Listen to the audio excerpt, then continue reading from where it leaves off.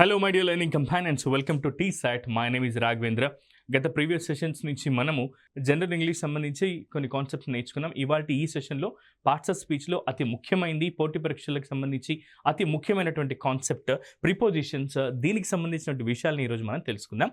ఇక ఆలస్యం చేయకుండా మనం మన క్లాస్లోకి వెళ్ళిపోదాం. ప్రిపోజిషన్ అంటే పేరులోనే మనకు తెలిసిపోతుంది.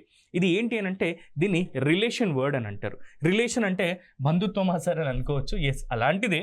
కాకపోతే దేనికి బంధుత్వాన్ని తెలుపుతుంది లేదా దేనికి రిలేషన్ తెలుపుతుంది అని అంటే ఒక వాక్యంలోని అంటే ఒక సెంటెన్స్లోని నామవాచకము నౌన్ లేదా సర్వనామమునకు, నౌన్ లేదా ప్రణౌనకు మరియు వాక్యంలోని ఇతర ముఖ్యమైన పదాలకు మధ్య ఉండే సంబంధాన్ని కలిపే పదాలను ఏమంటాం సార్ అంటే ప్రీపోజిషన్స్ అని అంటాం. ఇక్కడ ప్రీ అంటే ముందుగా అని, పొజిషన్ అంటే స్థానం అని అంటుంది. వేటికి ముందు వస్తాయి సార్ ఇవి? నౌన్కి లేదా ప్రనౌన్కి ముందొచ్చి మిగతా ముఖ్యమైన పదాలు ఏవైతే ఉంటాయో సెంటెన్స్లో వాటికి వీటికి ఉన్నటువంటి రిలేషన్ తెలుపుతాయి. కాబట్టి వీటిని ఏమంటున్నాం అంటే ప్రీపోజిషన్స్ అని అంటున్నాం. తెలుగులో దీన్ని విభక్తి ప్రత్యయము అని అంటాము. గుర్తుంచుకోండి, సాధారణంగా ప్రిపోజిషన్స్ అనేవి ఏం చేస్తాయి సార్ అంటే కర్త యొక్క స్థితిని తెలియజేస్తాయి. సో పొజిషన్ని తెలుపుతున్నాయి కాబట్టి వీటిని ప్రీ పొజిషన్స్ అంటున్నాం. ముందుగా వస్తాయి కాబట్టి వేటికి ముందుగా వస్తాయండి? నౌన్స్కి లేదా ప్రొనౌన్స్కి ముందు వచ్చి సెంటెన్స్లోని మిగతా ముఖ్య పదాలు ఏవైతే ఉంటాయో వాటికి రిలేషన్ తెలుపుతున్నాయి. వీటిని మనం ప్రిపోజిషన్స్ అంటున్నాం. మరి ఏంటి సార్ ఈ ప్రిపోజిషన్స్ యొక్క ఇంపార్టెన్స్ ఏంటి? కాంపిటేటివ్ ఆస్పిరెంట్స్గా మేము ఎందుకు వీటిని నేర్చుకోవాలి సార్ అంటే కనుక మీరు కొన్ని విషయాలు తెలుసుకుందాం. ఏ కాంపిటేటివ్ ఎగ్జామ్ అయినా సరే వీటి మీద కనీసం 3 మ్యాక్సిమం 5 మార్కుల వరకు వివిధ రకాల ప్రశ్నలు అడిగే అవకాశం ఉంటుంది. కాబట్టి ఇది చాలా ఇంపార్టెంట్ కాన్సెప్ట్ మిత్రులారా. ఇంగ్లీష్ సెంటెన్సెస్ని మనం గ్రామాటికల్ ఎర్రర్స్ లేకుండా ఎలా రాయాలో కూడా ఈ ప్రిపోజిషన్స్ అనే కాన్సెప్ట్ మీదనే డిపెండ్ అయి ఉంటుంది. కాబట్టి దీన్ని కొంచెం శ్రద్ధగా నేర్చుకుందాం. సో ఇందులో ఈ టైప్స్ ఆఫ్ ప్రిపోజిషన్స్లో మళ్ళీ మనకు ప్రిపోజిషన్ ఆఫ్ టైమ్ అని, ప్రిపోజిషన్ ఆఫ్ ప్లేస్ అని, preposition of agent or instrumentality అని, వీటిని ఇలా డిఫరెంట్గా డివైడ్ చేసుకున్నాం మనం. అందులో భాగంగా కొన్నింటిని ఈరోజు మనం తెలుసుకుందాం. ప్రిపోజిషన్ ఆఫ్ టైంని తెలిపేటటువంటి ప్రిపోజిషన్స్ ఏమేమి ఉంటాయి సార్ అవంటే in, on, at, during, for, before, from. వీటన్నిటిని మనం ఏమంటాం సార్ అంటే ప్రిపోజిషన్ ఆఫ్ టైం అని చెప్తాం. అంటే సింపుల్గా చెప్పాలంటే ఒక సెంటెన్స్లో సమయాన్ని తెలిపేందుకు ఉపయోగపడేటటువంటి ప్రిపోజిషన్స్ ఏవి సార్ అని అంటే in, on, at, during, for, before, from. ఇవన్నీ మరికొన్ని కూడా ఇవన్నీ కూడా టైం తెలిపేందుకు మనకు ఉపయోగపడతాయి. కొన్ని ఎగ్జాంపుల్ చూద్దాం. Ravi started working at 10 AM. 10 గంటల వద్ద అతడు ప్రారంభించాడు పని చేయడం అని చెప్తున్నాం. Next, there is a holiday in December నెలలో ఒక హాలిడే ఉంది అని చెప్తున్నాం. ఇక్కడ ఏమని చెప్తున్నాం? డిసెంబర్ నెలలో అంటున్నాం కాబట్టి ఇన్ అంటే అర్థం ఏంటంటే లో లేదా లోపల అనే అర్థం వస్తుంది. Next, the shop closes at mid night regularly. At అని అంటున్నాం. ఇక్కడ ఎందుకు సార్ మిడ్ నైట్కి పర్టికులర్గా ఎందుకు ఉపయోగించాము? అక్కడ సమయం వచ్చినప్పుడు ఉపయోగించాలి కదా. అంటే మిడ్ నైట్ అని అంటే మధ్యరాత్రి అనే మీనింగ్ వస్తుంది కాబట్టి పర్టికులర్ టైం కాబట్టి అందుకే దానికి ఇక్కడ మనం ఎట్ అనేటటువంటి ప్రిపోజిషన్ యూస్ చేస్తున్నాం మిత్రులారా. Next, Manas went home at lunch time. Manas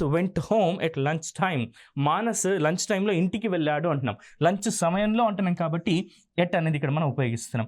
sir ఇక్కడ హోమ్ అనే పదం కనిపిస్తుంది కదండి మీ అందరికీ. హోమ్ అనే పదానికి ముందు ఎటువంటి ప్రిపోజిషన్స్ని మనం యూస్ చేయకూడదు. గతంలో ఇవి కరెక్షన్ ఆఫ్ సెంటెన్సెస్లో భాగంగా కూడా ఈ ప్రశ్నలు అడిగారు మిత్రులారా. గుర్తుపెట్టుకోండి, హోమ్ అనే పదానికి ముందు ఎలాంటి ప్రిపోజిషన్స్ని యూస్ చేయకూడదు. ఒకవేళ ఒక సందర్భంలో ఉపయోగించవచ్చు. ఒకవేళ ఆ హోమ్ ఏదైతే ఉంటుందో మనం ఎక్స్ప్లెయిన్ చేయాల్సుకుంటున్నటువంటి హోమ్ ఏదైతే ఉంటుందో అది ఒకవేళ దానికి స్పెషల్ ఫీచర్స్ కానీ లేదంటే దాని గురించి స్పెషల్గా ఎంఫసైజ్ చేసి చెప్పినప్పుడు అప్పుడు మనం హోమ్కి ముందు ప్రిపోజిషన్ని యూస్ చేయొచ్చు లేదా ఆర్టికల్ని యూస్ చేయొచ్చు. గుర్తుపెట్టుకోండి, Manas went home at lunch time అని ఉంది. సో హోమ్ అనే పదానికి ముందు ఎటువంటి ప్రిపోజిషన్స్ని మనం ఉపయోగించకూడదు, గుర్తుంచుకోండి. సో ఇవి ప్రిపోజిషన్ ఆఫ్ టైంకి సంబంధించినవి. మళ్ళీ ఒక్కొక్క దాని గురించి డీటెయిల్గా మనం తెలుసుకుందాం. అయితే ముఖ్యమైనటువంటి ప్రిపోజిషన్స్ కొన్ని, వాటి అర్థాలని కూడా ఇప్పుడు మనం చూద్దాం. ఇన్ అంటే లోపల అని అంటున్నాం. లో లేదా లోపల అనే మీనింగ్ వస్తుంది. ఆన్ అంటే పైన లేదా మీద అని. ఫర్ ఎగ్జాంపుల్ మనం ఏం చేద్దామంటే ఇప్పుడు మనం ఉన్నటువంటి క్లాస్ రూమ్ అంతా కూడా ఒక సర్కిల్ అనుకుందాం. ఇలా ఒక సర్కిల్ అని మనం అనుకుందాం. నేను ఇక్కడ ఉన్నాను అనుకోండి, మనం అంతా ఇక్కడ ఉన్నాం కాబట్టి దీన్ని ఇన్ అని చెప్పొచ్చు. లేదు క్లాస్ రూమ్ పైన ఇక్కడ ఉన్నాం మనం, దీన్ని ఆన్ మీద లేదా పైన అని చెప్పొచ్చు. నెక్స్ట్ TO2 అంటే ఏంటంటే కీ లేదా కు అనే మీనింగ్ వస్తుంది. అక్కడ కీ అక్కడ కు అనే మీనింగ్ వస్తుంది. నేను ఇక్కడ నుంచి ఇటు వస్తున్నాను క్లాస్ రూమ్లోకి కాబట్టి టు క్లాస్ రూమ్ అని చెప్పి చెప్తున్నాం. నెక్స్ట్ ఆఫ్ అంటే యొక్క అని, విత్ అంటే తో అని అంటుంది. దేంతో అంటే నైఫ్తో అన్నట్టు, విత్ నైఫ్ అన్నట్టుగా. అలా తో అనే మీనింగ్ ఏమో ఇంగ్లీష్లో విత్ అని అంటాం మనం. ఇంటూ అంటే లోపలికి అని అర్థం. నేను ఇక్కడ ఉన్నాను, లోపలికి అడుగు పెడుతున్నప్పుడు ఏమంటానంటే ఇంటూ అని అంటాం. ఇంటూ అంటే లోపలికి అని. ఎట్ అంటే వద్ద అని. ఫ్రమ్ అంటే ఒక పర్టికులర్ పాయింట్ నుండి అని. నెక్స్ట్ ఆఫ్ OFF ఆఫ్ అంటే దూరంగా అని. టిల్ అంటే వరకు అని. ఎప్పటి వరకు అని అంటే టిల్ ఎట్ వాట్ టైమ్ అని అంటూ ఉంటారు. ఇప్పటి వరకు అని అడిగినప్పుడు టిల్ అనే పదాన్ని మనం ఉపయోగిస్తాం ప్రిపోజిషన్ని.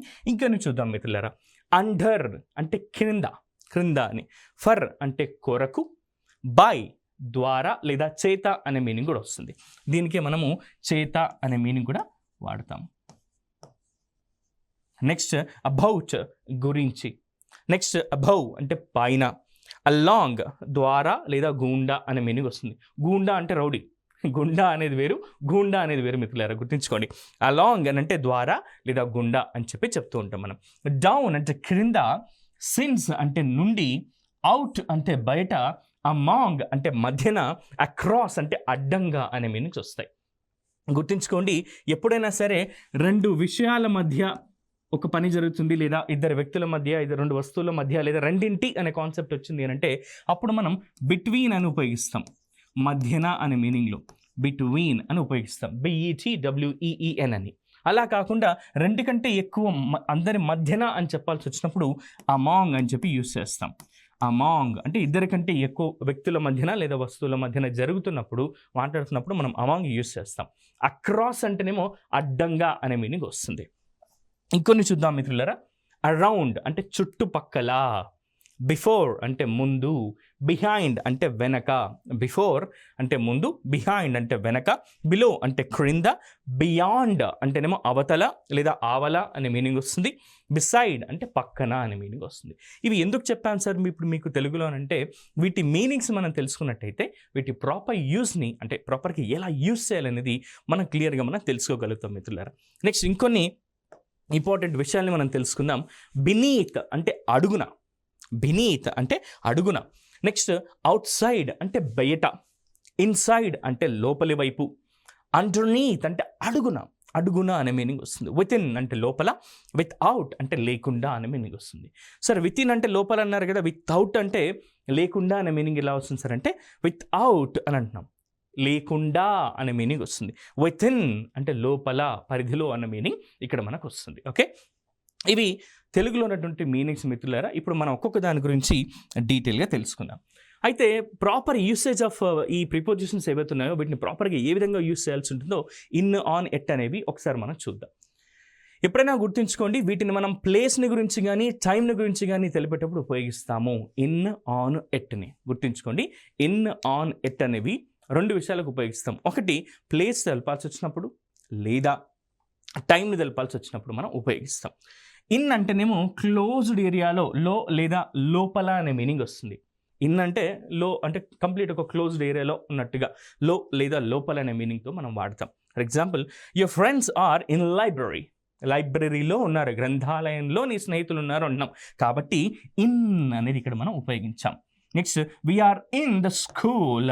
మేము స్కూల్ లోపల ఉన్నాము, పాఠశాల లోపల ఉన్నాము అని చెప్పేసి యూజ్ చేస్తున్నాం కాబట్టి ఇక్కడ ఇన్ అనేది మనం యూజ్ చేసాం. నెక్స్ట్, ఆన్ అంటే ఏంటి? సర్ఫేస్ ఏరియా అంటాం. పైన లేదా మీద అనే మీనింగ్ వస్తుంది.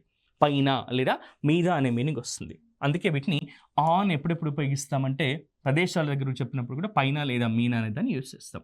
There is a paper on the table. ఇక్కడ నా ముందు ఒక టేబుల్ ఉంది, దానిపైన ఒక పేపర్ ఉంది. నేను చెప్తున్నాను there is a paper on the table. On the table అంటే టేబుల్ మీద ఒక పేపర్ ఉంది అని చెప్పి చెప్తున్నాం మిత్రులారా.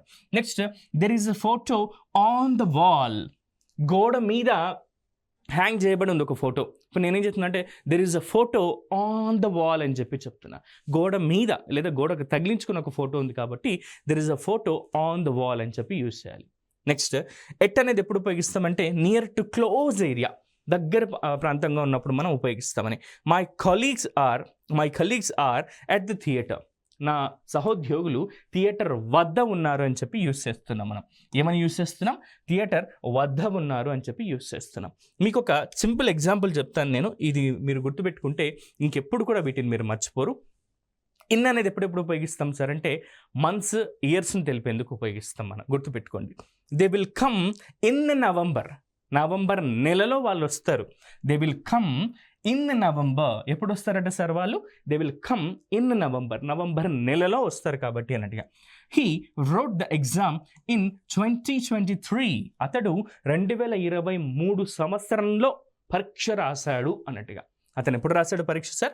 2023 సంవత్సరంలో రాశాడు కాబట్టి he wrote the exam in 2023 అని చెప్పి ఇలా రాస్తున్నాం మనం.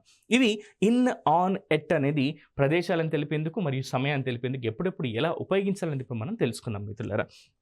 ఇక్కడ మీకు ఒక విషయం చెప్తాను నేను, సింపుల్ ఎగ్జాంపుల్స్. వీటికంటే ముందు ఇవి ఎక్స్ప్లెయిన్ చేయడానికంటే ఒక సింపుల్ ఎగ్జాంపుల్ చెప్తాను మీకు నేను. మీరు మీ స్నేహితులందరితో కలిసి సినిమా థియేటర్కి వెళ్ళాలనుకుని టికెట్స్ బుక్ చేసుకున్నారు. మీరంతా 4 స్నేహితులు అనుకుందాం, ఫ్రెండ్స్ అనుకుందాం. మీ 4 ఒక అబ్బాయి రాలేదు, మిగతా 3 మీరంతా కూడా థియేటర్ వద్ద నిలబడి ఎదురు చూస్తూ ఉన్నారు అతడి కోసం. సింపుల్గా చెప్పాలంటే మీ ఫ్రెండ్స్కి కాల్ చేసి ఎక్కడున్నావు అని అనగానే మీరు చెప్తున్నారు వీఆర్ ఎట్ ద థియేటర్ అంటున్నారు. ఎందుకంటే మీరు థియేటర్ లోపల కూర్చోలేదు, అంటే లోపల కూర్చొని సినిమా చూడట్లేదు, బయట మాత్రమే ఎదురు చూస్తూ ఉన్నారు. కాబట్టి అప్పుడు ఏం యూస్ చేయాలి? వీఆర్ ఎట్ ద థియేటర్ అనాలి. ఏమనాలి? వీఆర్ ఎట్ ద థియేటర్ అంటే మేము థియేటర్ వద్ద ఉన్నాము.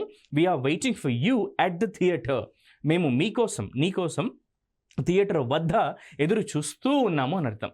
మీరు చూసారు మీ ఫ్రెండ్ రాలేదు, మీరు లేట్ చేస్తున్నారు బాబు అనుకొని లోపలికి వెళ్ళిపోయారు. మీరు లోపలికి వెళ్ళిపోయి కూర్చొని సినిమా చూస్తున్నారు. అప్పుడు మీ ఫ్రెండ్ కాల్ చేశాడు, I am at the theatre అని అప్పుడు మీ ఫ్రెండ్ చెప్పాడు. ఎందుకంటే తను లోపలికి రాలేదు కదా. అప్పుడు మీరేం చెప్తారంటే we are in the theatre.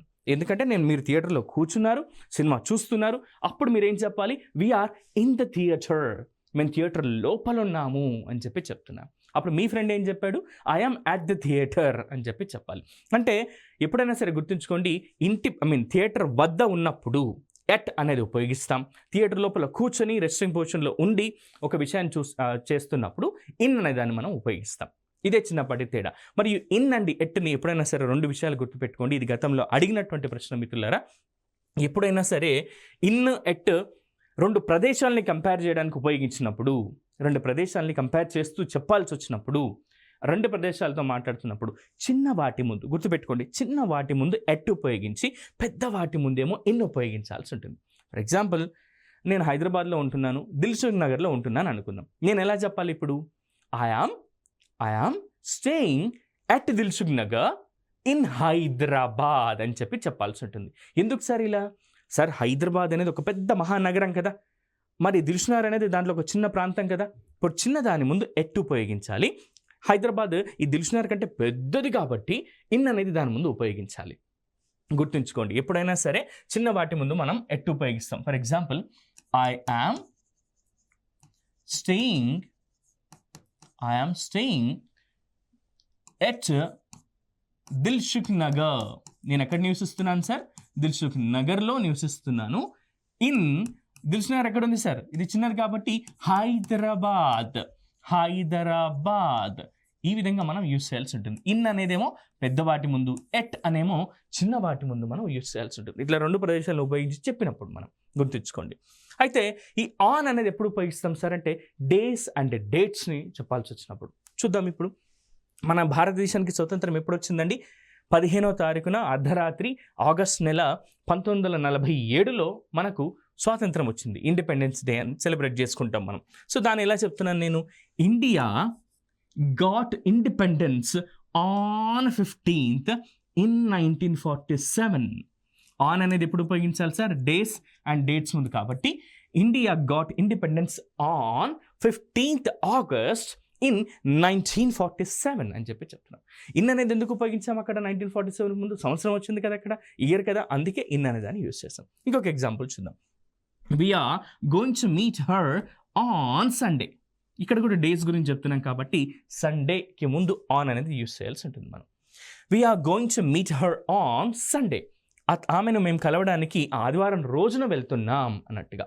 So ఇవి ఇన్, ఆన్, ఎట్ని ప్రదేశాలు మరియు సమయాలను గురించి చెప్పాల్సి వచ్చినప్పుడు ఉపయోగించే విధానం మిత్రులారా. వీటి మీద కొన్ని ఎగ్జాంపుల్స్ మీరు ప్రాక్టీస్ చేసినట్టయితే ఇక మీరు ఏ కాంపిటేటివ్ ఎగ్జామ్స్లోనైనా సరే వీటిపైన ప్రశ్నలు వచ్చినప్పుడు సులభంగా గుర్తించి మీరు ఆన్సర్ చేసినట్లయితే మీరు కలలుగన్న ఉద్యోగాన్ని ఈజీగా పొందుతారు మీరు. ఇప్పుడు ఎట్ గురించి ఒకసారి తెలుసుకుందాం. ఎట్ ఎప్పుడైనా సరే స్పెసిఫిక్ టైం, ఖచ్చితమైన సమయాన్ని తెలిపేందుకు మనం దీన్ని ఉపయోగిస్తాం. They will reach there exactly at 8 PM. వాళ్ళు ఎప్పుడు రీచ్ అవుతారట సార్?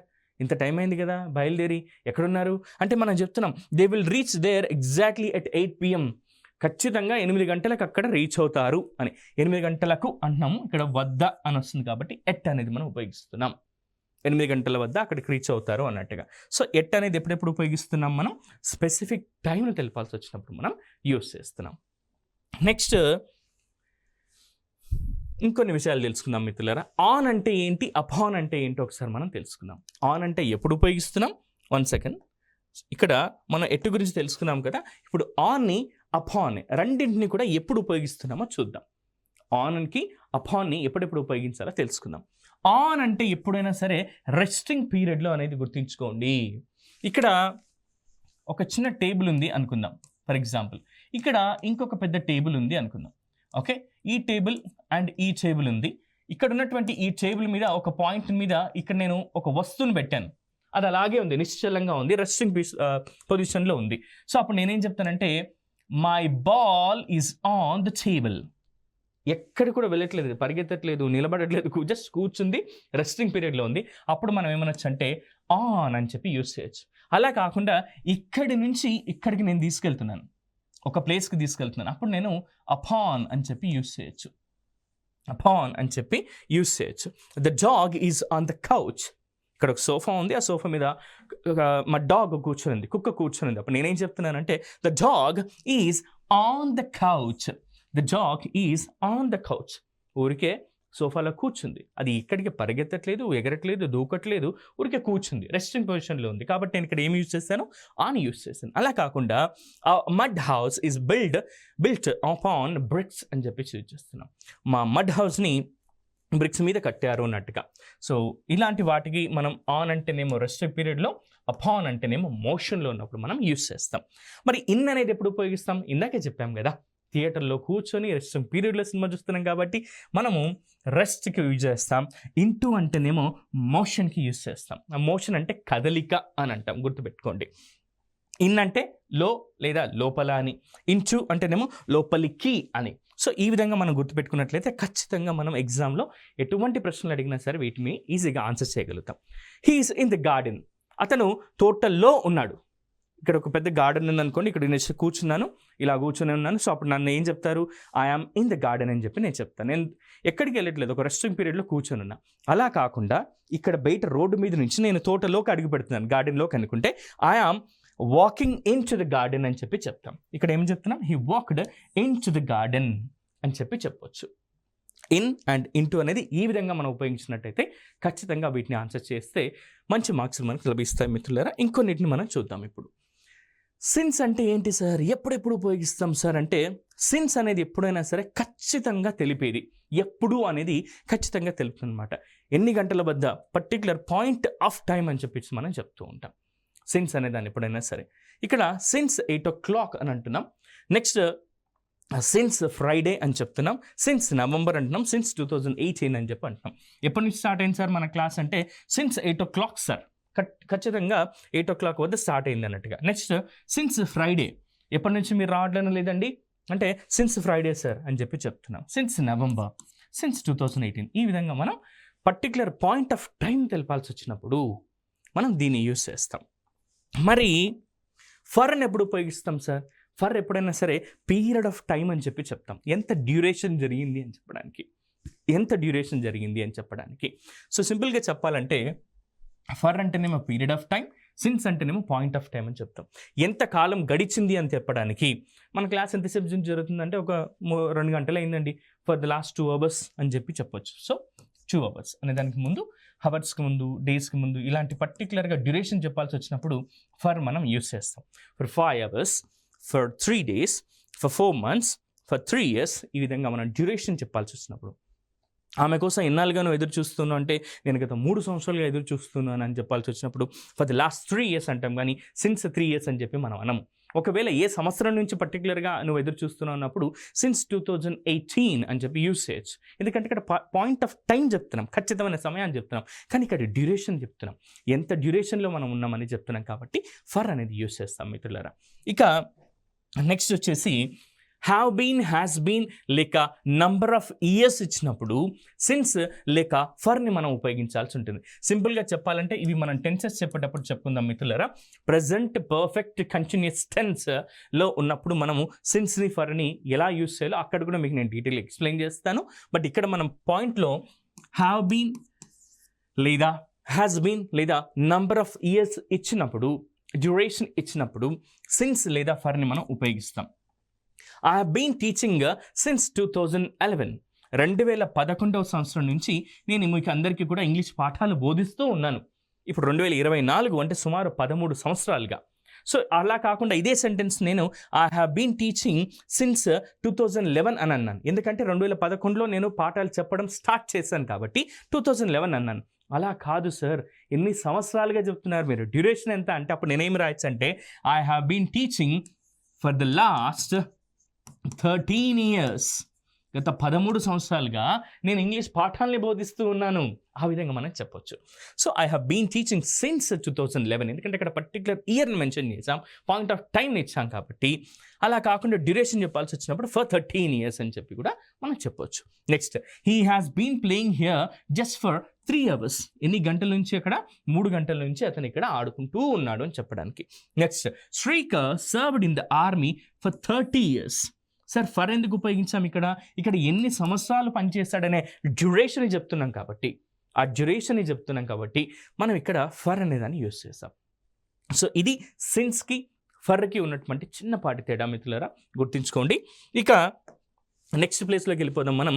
బిట్వీన్ అని ఉంది, బిట్వీన్ అని ఉంది, అమాంగ్ అని ఉంది. బిట్వీన్కి అమాంగ్కి తేడా ఏంటి సార్ అంటే, ఫర్ ఎగ్జాంపుల్ ఇక్కడ నేనున్నాను, మన క్లాస్ ఇక్కడ 3 o'clock అనుకుందాం. ఇక్కడ 3 o'clock మన క్లాస్ స్టార్ట్ అయింది అండ్ 4 o'clock ఎండ్ అవుతుంది. మన క్లాస్కి ఎన్ని గంటల మధ్యన జరిగింది? 3 గంటల నుండి 4 గంటల మధ్యన కాబట్టి.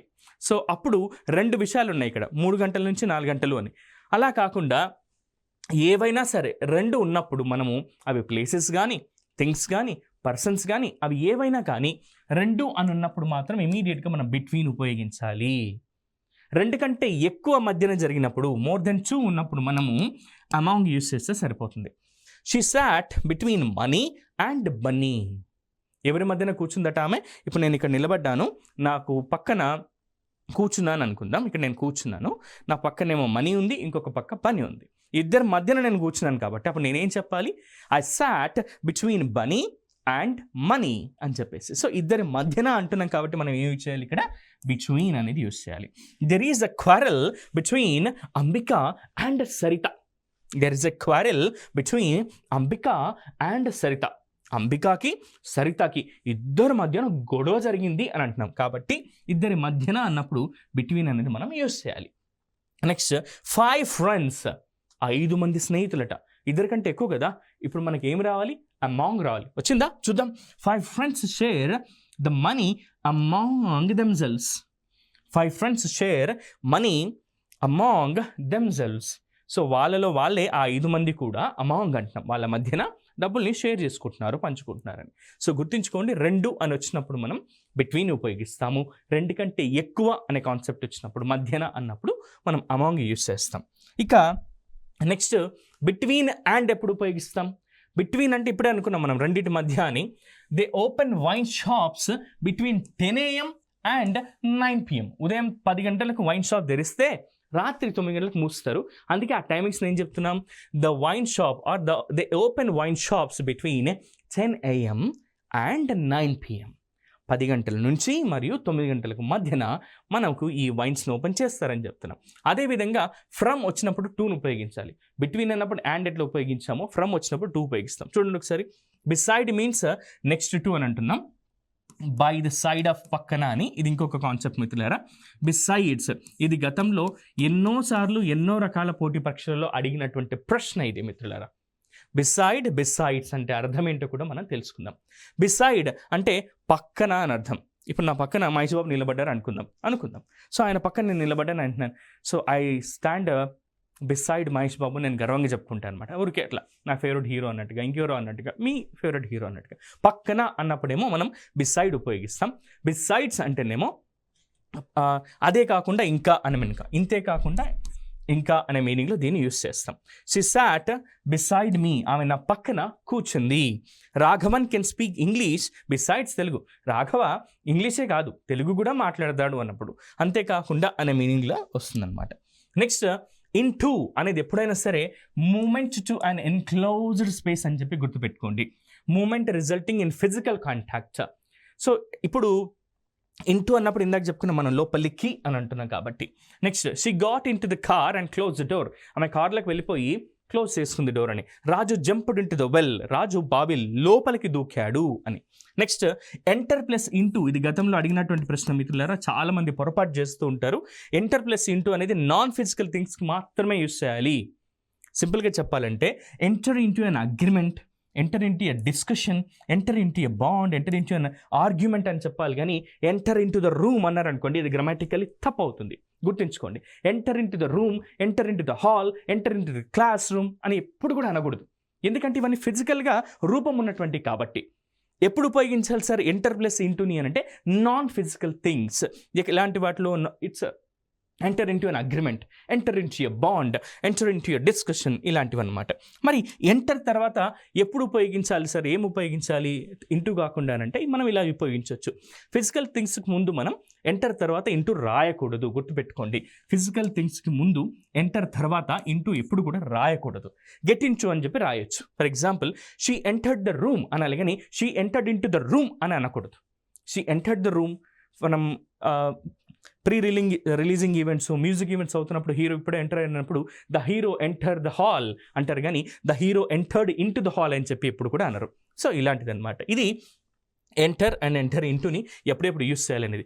Moments above or across the top or the top surface of something అన్నాం. ఫర్ ఎగ్జాంపుల్ ఓవర్ అంటే ఏంటి అని అంటే మీదుగా అని అంటున్నాం.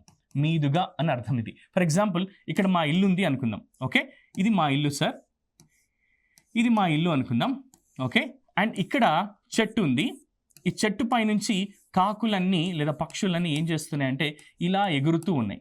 అప్పుడు నేనేం చెప్తాను సార్ అంటే the birds are flying over my house, the birds are flying over my house అని చెప్పి చెప్తున్నాం. ఈ విధంగా మనం చెప్పాల్సి ఉంటుంది. మీదుగా అనే మీనింగ్ వస్తుంది.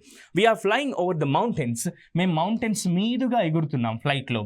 The cat jumped over the wall, గోడ మీదుగా క్యాట్ జంప్ చేసింది అని. సో ఓవర్ అంటే మీదుగా అనే మీనింగ్ వస్తుంది. TO2 అని అంటే ఇందాక చెప్పుకున్నాం మూమెంట్ కి లేదా కు అనే మీనింగ్ వస్తుంది. Movement in the direction of something అని. Could you give me this to Shiva please, దయచేసి శివకు ఇస్తారా అన్నట్టుగా. Does this train go to Warangal, ఈ ట్రైన్ వరంగల్ కి వెళ్తుందా అన్నట్టుగా. నెక్స్ట్ త్రూ అంటే ఏంటి అని అంటే movement in one side and outside of the other side of something అని చెప్పి చెప్తున్నాం. ఓకే, ఇది త్రూ అనేది ఏ విధంగా ఉపయోగిస్తామంటే గుండా అనే మీనింగ్ వస్తుంది. టువార్డ్స్ అంటేనేమో వైపుగా అనే మీనింగ్ వస్తుంది. The train goes through a tunnel under the hill. గుర్తుంచుకోండి, మనం ట్రైన్లో వెళ్తున్నప్పుడు ఒక చీకటి టన్నెల్ నుంచి వెళ్తాం కదా, అప్పుడు ఎలా ఉపయోగిస్తామంటే the train goes through a tunnel under the hill. కొండ మధ్య లోపల నుంచి, కొండ కింది నుంచి ఇది టన్నెల్ లోపల నుంచిగా ట్రైన్ వెళ్తుంది అని. మరి టువార్డ్స్ అంటే ఏంటి సార్ అంటే మీదుగా, movement in the direction of something అని చెప్పి ఉపయోగిస్తాం. ఎట్లా he could recognise the person coming towards him. చివరికి అతడు తన వైపుగా వస్తున్నటువంటి వ్యక్తిని గుర్తుపట్టగలిగారు. Are you going towards Osmania University sir, నేను ఉస్మానియా యూనివర్సిటీ వెళ్ళాలనుకుంటున్నారు, మీరు అటువైపు వెళ్తున్నారా అన్న. టువార్డ్స్ అంటే ఆ మీదుగా లేదా ఆ వైపుగా అనే మీనింగ్ వస్తుంది మిత్రులారా.